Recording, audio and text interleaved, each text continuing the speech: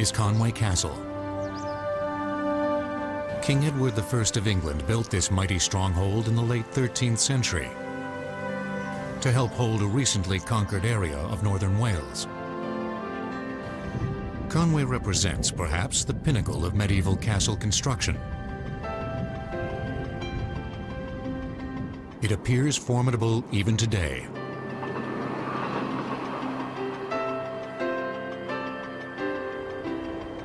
After more than 700 years, the sophistication of design is still clearly evident.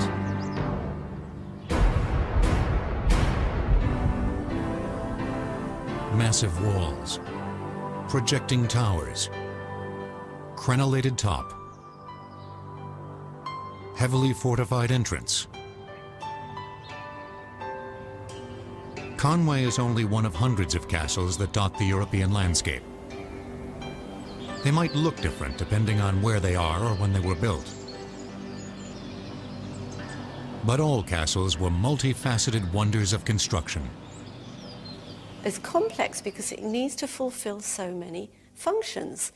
It needs to be oppressive, it needs to be defensive, it needs to be a home, it needs to be a palace, it needs to be used as a treasury, it needs to be used as a courthouse, it needs to be used for a whole gamut of reasons, and the architecture reflects all of these.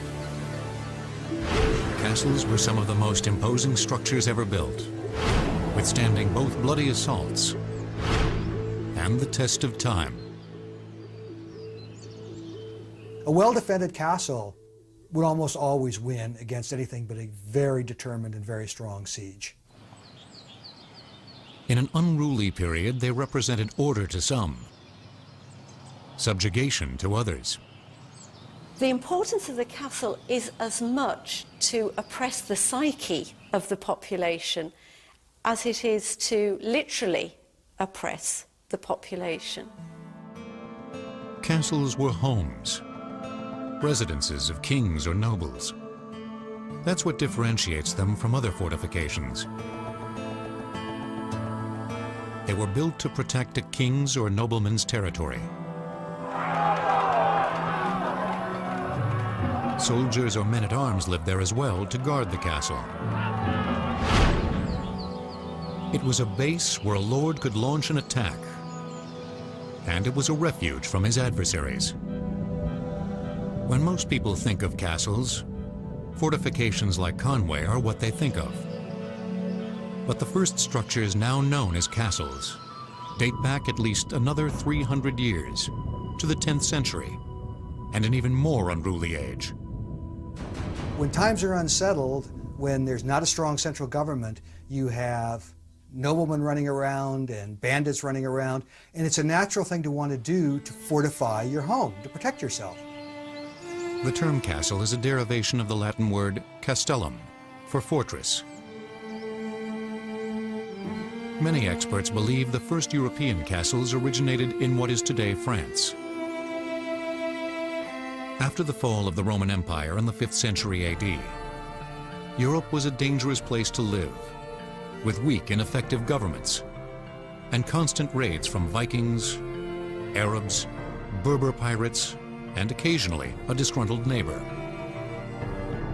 This turbulent atmosphere stimulated the rise of feudalism in Europe, a system whereby a king granted territory to lords, who in return owed the king allegiance.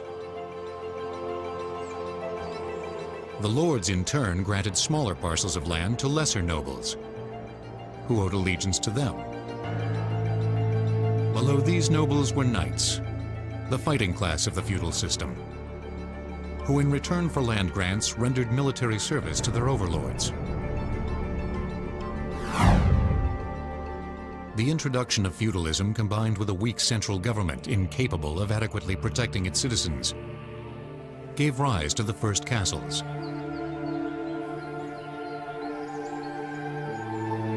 One of the earliest and most popular designs was the Motte and Bailey Castle.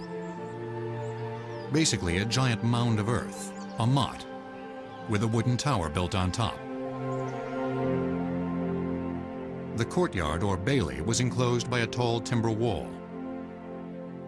This is a model of a Motte and Bailey castle, which is based on excavations at a castle built in the 11th century.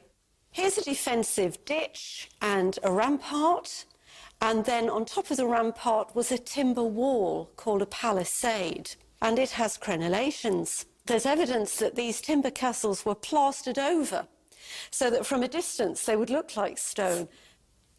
Here's the classic motte, like an upturned pudding basin, with a ditch separating the motte from the bailey. On top of the motte was a timber tower, and this would have contained the private residential apartments. Other buildings would have comprised stables and workshops and places for storage of food and a certain amount of small livestock, such as chickens. Easy to build, Motte and Bailey castles spread across Europe. William, Duke of Normandy, defeated the English King Harold II at the Battle of Hastings in 1066 to capture the English crown.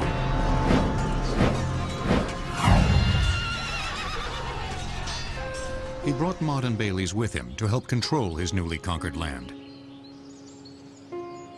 He built Lincoln Castle in 1068. And like many surviving Motte and Bailey castles, it has evolved over time. But the motte still stands 40 feet high. That is a motte over there. That's the original motte, that's the Lucy Tower. It was the last bastion of defence. If this castle was attacked, that's where we would escape to, into the actual keep. The tower, or what eventually came to be called the keep, also served as the castle owner's home. Being higher than the enemy served several strategic advantages. So builders tried to push towers and walls taller. As the enemy came up with new tactics or weapons, castle architecture evolved to face the new threats. But the timber fortifications of the early medieval period eventually disappeared, thanks largely to one enemy it couldn't defend itself against: fire. But castle evolution in general is very simple. And somebody more intelligent than I has called it a bloody spiral. In other words, fire attacks the wooden castle, build it in stone. Corners are structurally weak, build it round. People go through walls, build them thicker. People go over walls, build them higher. In other words, it's all respond and defence. As the Middle Ages progressed, so did castle architecture. Simple earth and timber structures submitted to exponentially more complex strongholds. Stone fortifications sprouted from the countryside, dominating the landscape and frequently the people around them. They often talk about the beauty of strength, the idea of looking at a building with impossibly wide ditches, incredibly high walls which are massively thick, with fortifications that seem impenetrable to the beholder. That is the beauty of fortification. But the real beauty is how they were built. Stone and sweat, mortar and muscle combined to form structures that seemed like they would last forever.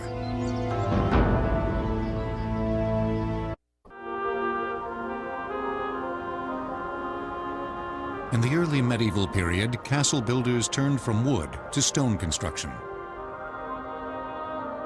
The more money the builder had, the more elaborate and massive the fortifications became. Several of the most imposing castles in all of Great Britain were the result of one man's resolve. In 1283, Edward I, the King of England, conquered Gwynedd. Not Wales, just Gwynedd. Wales was a land of many different states, not unified politically. One of these states in the north and the west is called Gwynedd, and that is what Edward I conquered. Edward I was, in essence, doing a John Wayne. He was moving west, the natives were hostile, and so he built forts. And that's what this castle is. It is a fort. Here we have a garrison of soldiers in a fort in the frontier with the hostiles outside. In the late 13th century, King Edward I ordered the modification or construction of more than 10 magnificent castles. Among others, Conway, Chirk, and Carnarvon are enduring examples of Edward's dominating presence in northern Wales. To many scholars, the Edwardian castles represent the apex of medieval castle construction.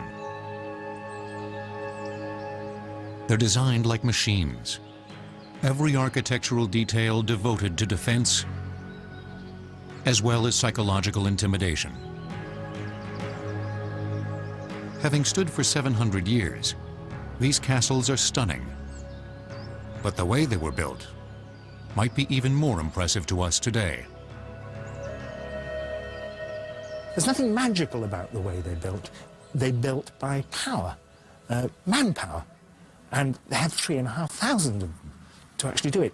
Earth-moving equipment, 1,500 men with shovels in their hand. That was their earth-moving equipment. And boy, could they move earth. By utilizing thousands of craftsmen and laborers, Edward's castles went up fast. Conway was built in just 4.5 years. Like subcontractors on a modern skyscraper, castle construction required over 100 different crafts, including carters, carpenters, blacksmiths, and masons.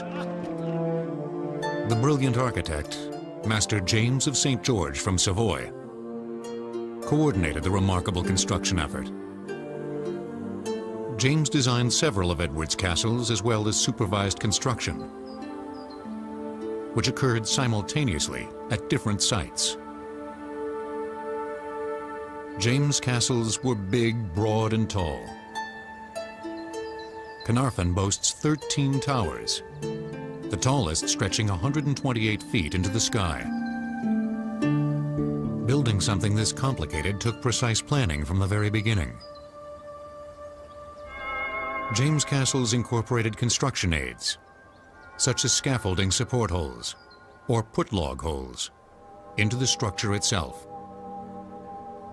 The main construction of the castle, the building of the walls, was achieved by building a lowish wall to this height, then to put a log on the wall, protruding to a vertical log here, then scaffolding constructed, and they could carry stones up the scaffolding, placing them on the wall to allow the mason to stand on the wall and raise it further, for again another beam to meet another horizontal, and to have some more scaffolding, and repeat the process as we climb up, and eventually getting to the top.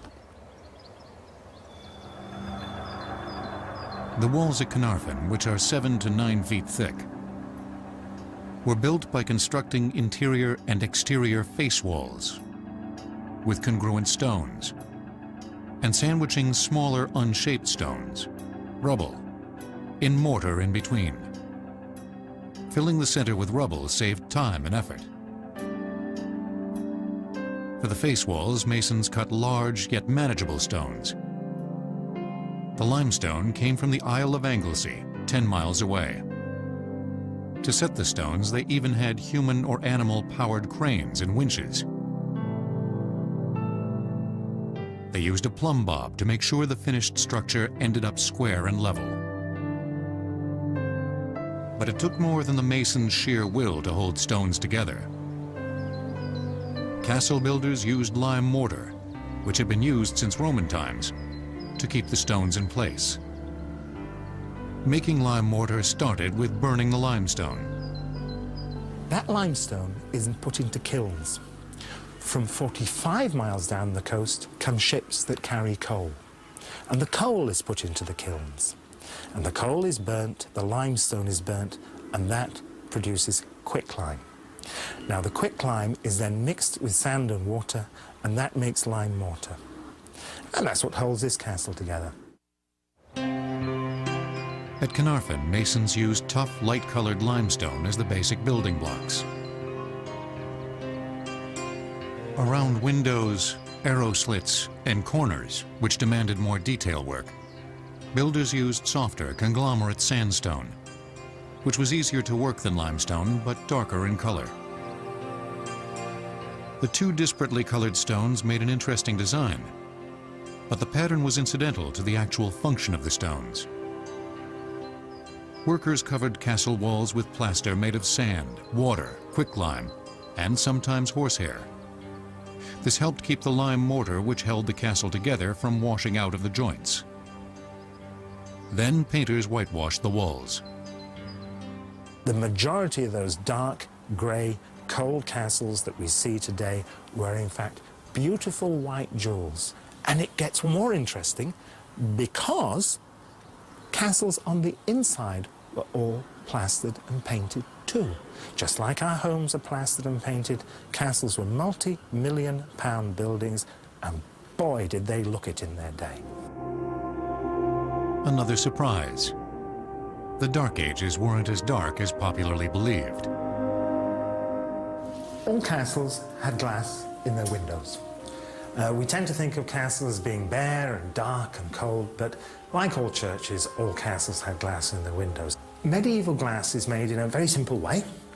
You take a blob of glass and a blowpipe and you blow a bubble.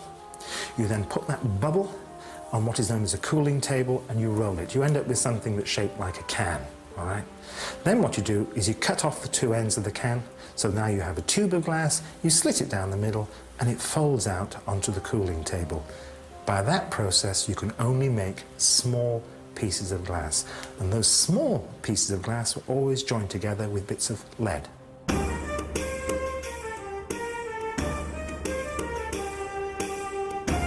With an army of thousands, James of St. George created a magnificent group of castles, which Edward hoped would help finally suppress the Welsh. To a large extent, Edward was successful, but the king's castles cost a king's ransom.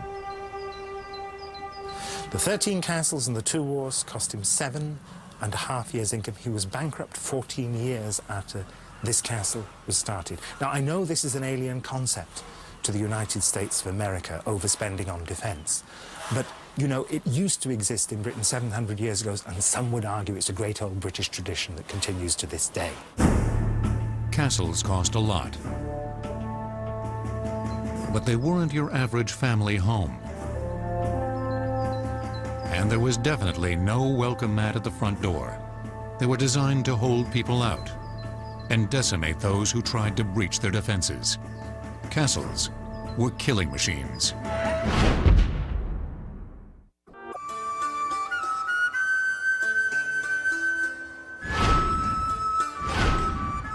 Castles may have had glass windows and pretty painted walls, but that had nothing to do with their primary purpose. The whole principle of the castle, by the end of the 12th century, is to establish means by which the maximum firepower can be brought to bear at any vulnerable spot. Nearly every architectural element of a castle served a defensive purpose. The crenellation was designed to defend them.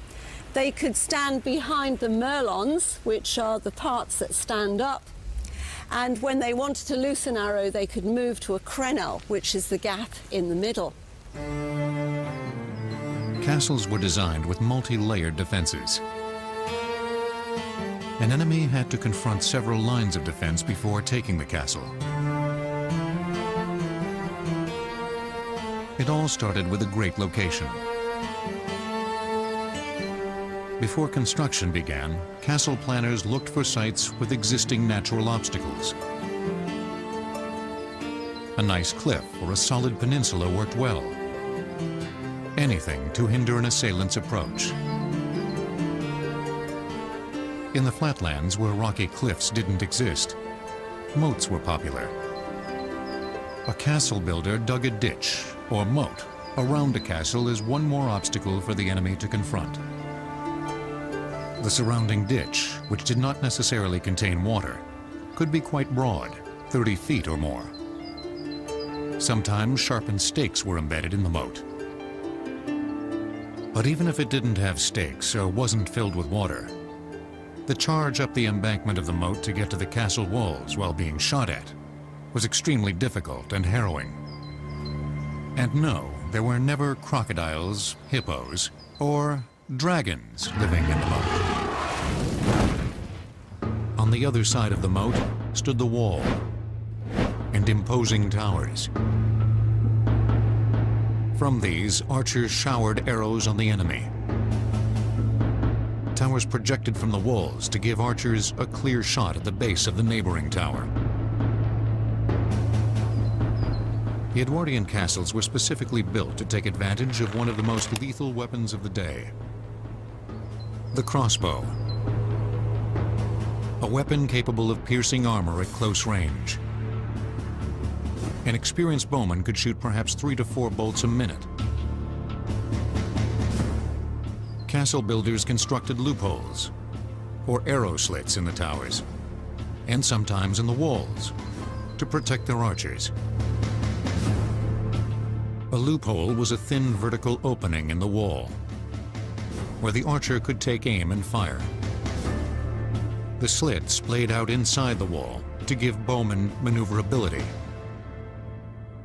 Each loophole covers a specific arc, so the archer is firing a bit like a modern machine gun defense, and all the arcs intersect in a carefully designed castle. So there's no point at which an attacker can, as it were, just simply walk through without paying a price. The walls themselves could be massive, 20 feet thick at the base or more. Castle walls were wider at the bottom and tapered at the top. At the bottom of the castle wall, you'll often see a sloping mass of stones called a batter. Stones dropped from above, from the top of the wall, onto the batter, will break up and spray shrapnel at the attackers. So it's a bit like dropping hand grenades. For attackers, there were only 3 ways to defeat a wall. Go over it, under it, or through it. Hey. But before a direct assault, one option was to bombard the castle with the medieval equivalent of Tomahawk missiles.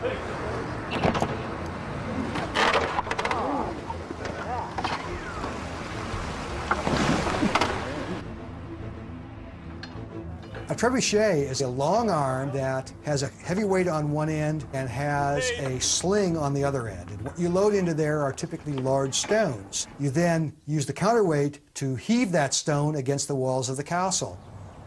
Stones were thrown at the top of the walls, the most vulnerable spot.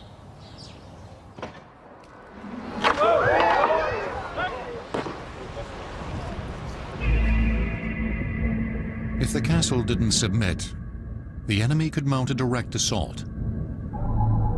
But those inside the fortification definitely held the advantage. The most important defensive mechanisms in any castle are those that defend the gateway, because the gateway is the most vulnerable point of any fortification. It's the part that's not solid stone. If an attacker survived the onslaught of arrow fire and made it through the moat, he could look forward to a warm welcome in the gatehouse. Let's pretend that we've actually done it. We've crossed the moat, we're standing on our bridge, which is down, we're lucky, because normally there'd be a great drop straight down to the moat. But from either side now, we're threatened by those arrow slits. So we want to get out of this, and so we make our first major mistake, and we actually go into the gateway to get out of the fire. Now, the first line of defense in the gateway proper is the portcullis. Now, people think portcullises were made of iron. No, they're usually made of wood. The portcullis is raised and lowered in a groove. Here's a groove. Portcullises were things you could look through, things you could shoot through, but you couldn't walk through. Let's pretend we get beyond there. Well, beyond there, our next line of defense is this wooden gate. It's a reconstruction, but it's a fair reconstruction. It's about 5 inches thick, and you attacking it would hit it with a big battering ram, or potentially you would set fire to it. Now, look at the arrow slits to either side. From there, those crossbow bolts are going to be firing into us. But now, look up. Above your head, small, square holes, murder holes, operated from above, and a nice big rock is posted down on my head. And then you make probably your last mistake. You move on. You don't want to go back into there, into the gateway. You don't want to go in there, and so you move on into the centre of the castle. But when you get into the centre of the castle, look what happens. Look up there, at those arrow slits up there. And of course, people begin to shoot in. Those that have been firing out now turn around and shoot inwards, and you're surrounded. There is nowhere to go. Do you want to stand here and die? Do you want to go back through that gateway and die? Or do you want to go through a door and die? And a castle is a trap, like a noose. The harder you pull, the further you go, the worse off you are. Despite the incredibly elaborate defensive characteristics of the castle, if a besieger had enough men, supplies, and time, and was willing to make big enough sacrifices, the castle would fall. Corners are structurally weak.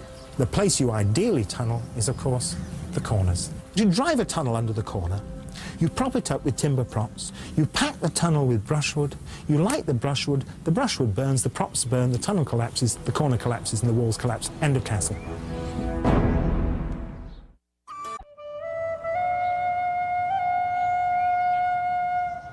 A man's home is his castle.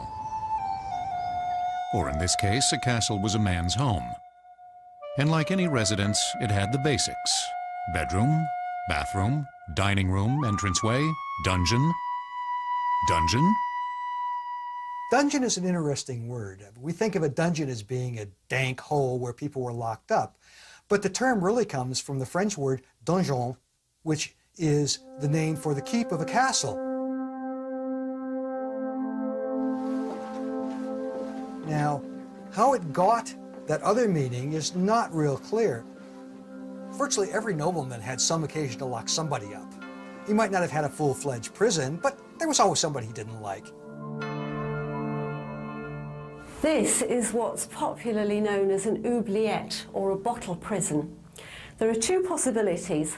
Either it was used for storage, but it has to be said that the access is a bit awkward for getting your stores in and out. Or it was used as a rather unpleasant prison for retaining people.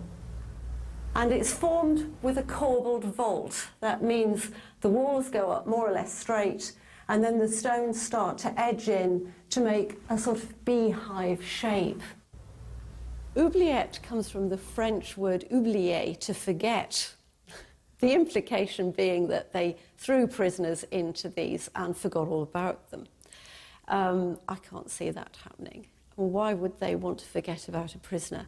Either you're holding him for ransom, or he's a political prisoner, or he's a normal miscreant, in which case he's going to be hauled up for trial fairly soon and dealt with.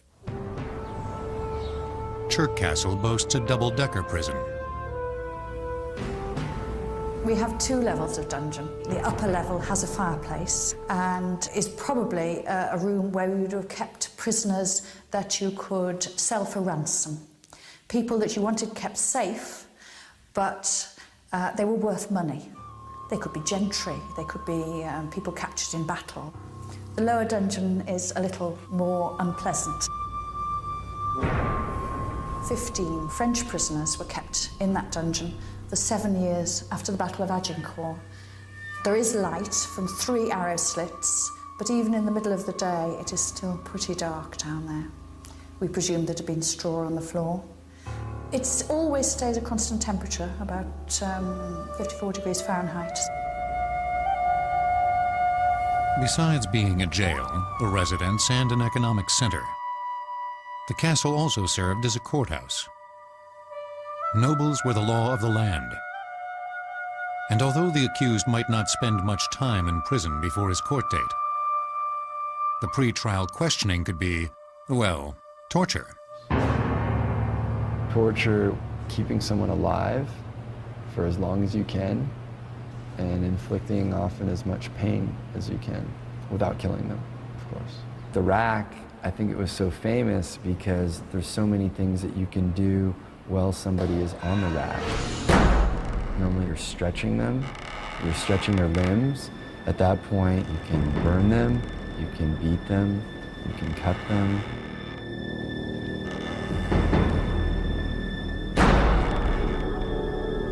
There were all kinds of horrifying torture instruments used, especially during the time of the Spanish Inquisition.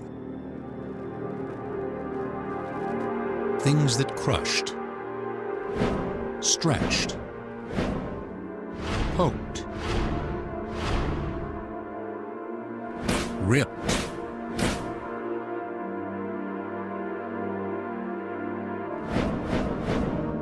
and were quite literally a pain in the rear.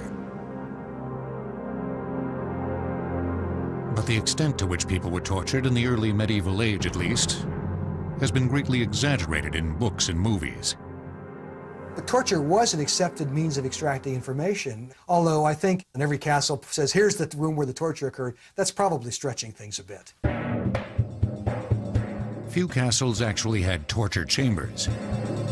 Most criminals were simply fined and released, or promptly executed. The dungeon was by far the worst guest room in the castle, but the rest of the fortified residence could be quite nice. And like any well-planned domicile today, the perfect home started with a good design. You never dared build a castle unless you had a water supply. Now, outside is a river, salt water. The tide comes in from the ocean. And yet, 10 yards away, happened to be a freshwater spring. If there had not been one, there would be no castle. This spring, this well built on it, is 91 feet deep and supplied the water for the castle. If the castle was besieged, it wouldn't last long without fresh water.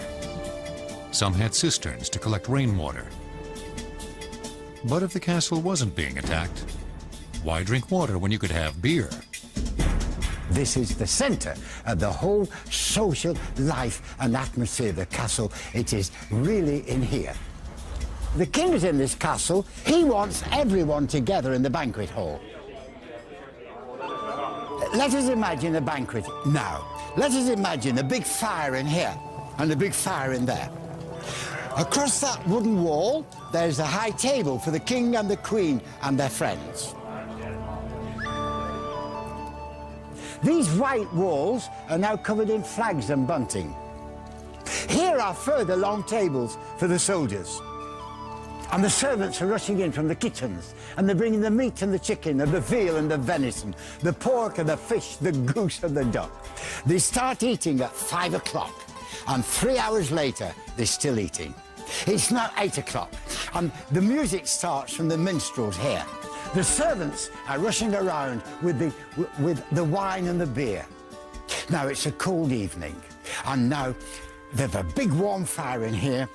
Their stomachs are bulging with the meat and the chicken and the veal and the venison, and they're pouring in the beer and the wine. Well, it's midnight, and the king says, bed now. Come on, bed, because we're going to do this again tomorrow, and tomorrow, and tomorrow. And there's a banquet in here every night while the king is present. After a night of food and fun in the Great Hall, the king would retire to his bedchamber. So here we are in a living room in a castle. In the basement, nobody lives. 3 living floors. The first thing you notice is this, the fireplace. Look at the size of this. But of course, you'd need something that big to warm something this big. The floor area of this single room is as big as any modern apartment. It's huge. The walls would be plastered, the walls would be painted, and if you look over here, what you see is a lovely window seat. Now, the view from that window is stunning, out over the sea, out over the land. And you'd lean against your beautifully plastered walls, looking at your beautiful view with your big fireplace burning in your hearth. After consuming so much beer at dinner, nature would undoubtedly be calling before morning. Fortunately, each living floor had at least one garderobe. Now, an army marches on its stomach, and one of the necessary byproducts of that is you have to have lavatories, bathrooms, washrooms, restrooms. Now, when we look in here today, what we see is a slate slab. But originally that would have been a wooden seat with a hole in it. And beneath that slate slab is a shaft like a chimney. Only in chimneys things go up, and here, hopefully, updraft allowing, things went down into the river that came up to the castle's walls. While other windows in the castle might have glass, the ventilation window in the garderobe did not. This helped keep noxious ammonia gas from rising up the shaft and collecting. So it might not have been deadly, but it was still foul-smelling and pretty cold in the winter.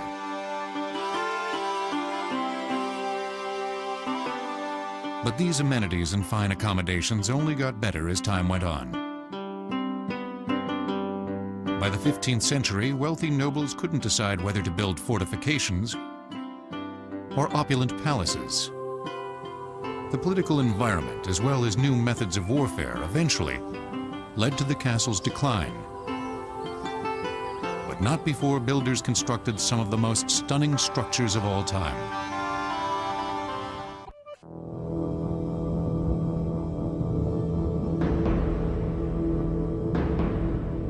Castles represented the perfect fusion of form and function.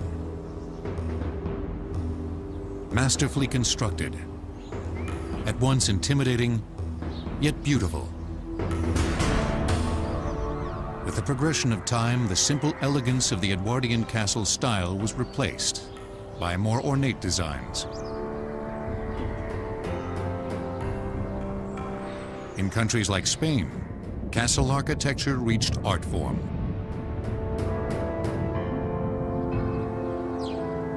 These embellished Spanish fortifications were among the last true castles built.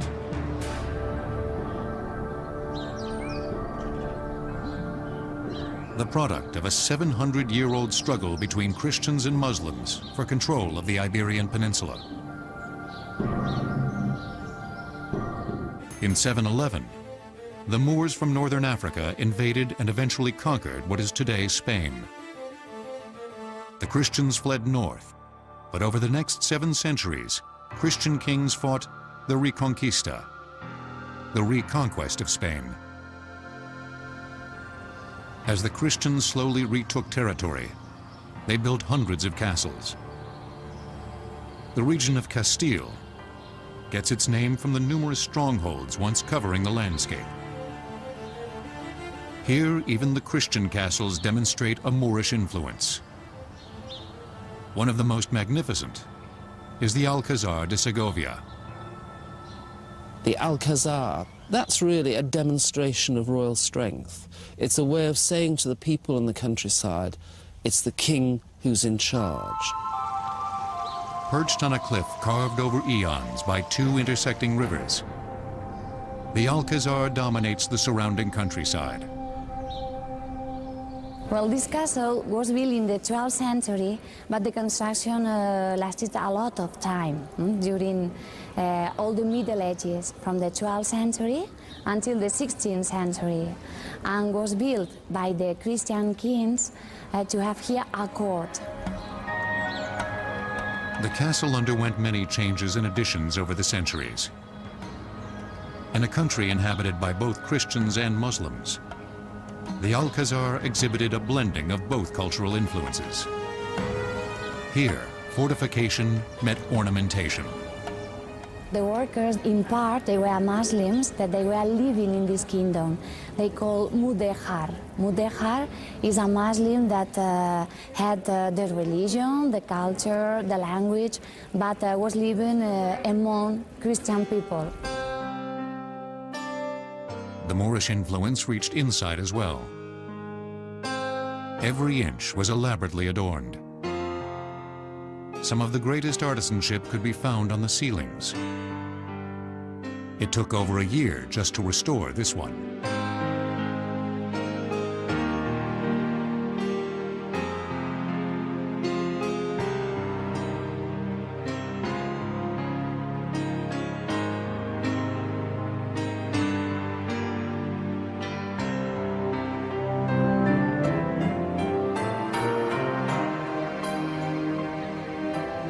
architects and military strategists spent centuries refining the function of castles. That is, until one invention blew a big hole in all that work. Why did the castle decline? 2 reasons. First place, people invented gunpowder, and cannons could knock down walls. Took them time to perfect it, but in the end, a castle with high walls was no longer defensible. Second reason, well, the world changed. Centralized government became stronger. Kings became real kings. They didn't depend on lords anymore, and they didn't like lords having castles. By the 15th century, nobles in much of Europe started building luxurious homes instead of fortifications. Slowly, many of these mighty fortifications fell into disuse. Some were purposely torn down by cautious kings. Several Edwardian castles were partially dismantled after the English Civil War in the mid-17th century. Others were gradually deconstructed by villagers needing building material.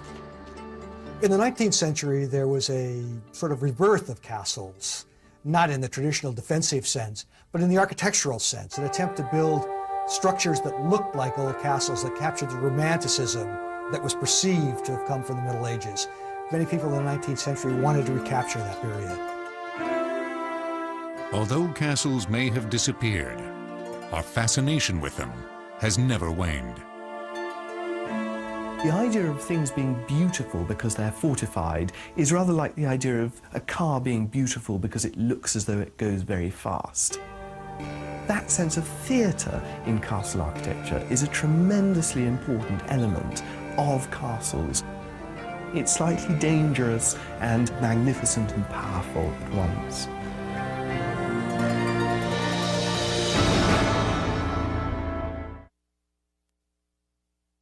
Romans pursued debauchery and sensual pleasure without restraint. Baths, wine, and sex were 3 things that went together. That sometimes turned into monstrous cruelty and epic extravagance. Chariot racing was a demolition derby. It was this obsession with sex and death that brought down the empire. Roman Vice, tonight.